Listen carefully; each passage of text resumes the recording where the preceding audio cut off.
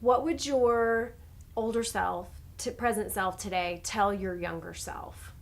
I've been an older self for quite some time, but I would tell them that, hey, you're going to get to about my age, and there's going to be this show on called The Bachelor and The Bachelorette, and it's going to really bother you, and you're going to want to say bad things to your wife and all that stuff. Just to let it go. It's not that big of a deal. So that's what I would tell them.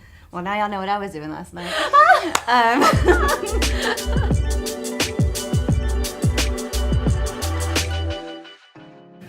Welcome to Lifestyle Profiles. I'm Wendy McGowan Ellis, and today our guests are Carrie and Daniel Himel with Middle School Matchup. A lot of people in Frisco have been talking about you guys, so what is it? Tell us all about it. And welcome to the show.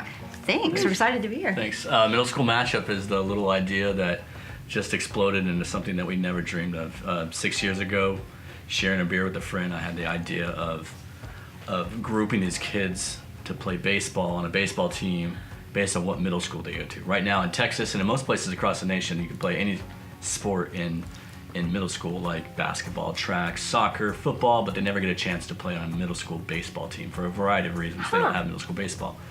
I thought, wouldn't it be cool to have them play each other, sign up, group them by schools, and have them playing each other for a weekend tournament. They don't have to leave their teams, they don't do anything, they just come together and play.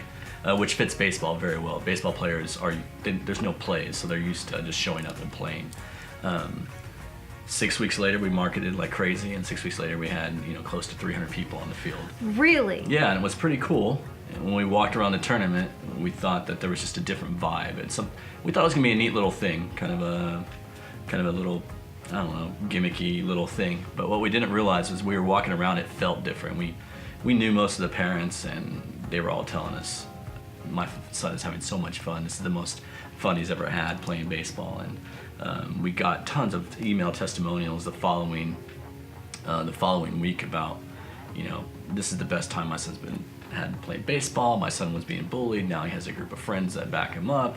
A whole new peer group. It was pretty magical. And I use that word magical because that's what somebody actually told us. It just grew year after year and year, and then last fall we had 3,000 players. But 127 schools from like 39 cities. We have people traveling in hours away.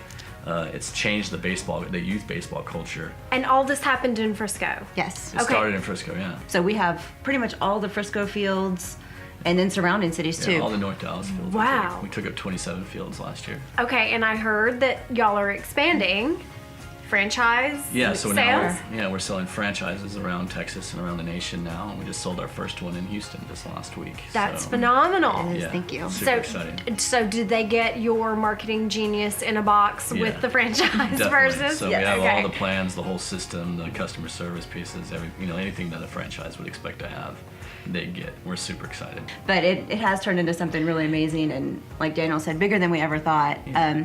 The first year, I remember we were all hanging out there at the tournament, and the kids were playing, and we saw a couple of his friends that are really great baseball players just in the sidelines, and that was something really new too, is lots of people came out. Usually at a baseball tournament, you've got mom and dad and maybe the brother or sister that was drug along that had to be there, but this one is different. Like, friends came out, grandparents came out, girlfriends, middle school girlfriends came out. It's just, it's really cool.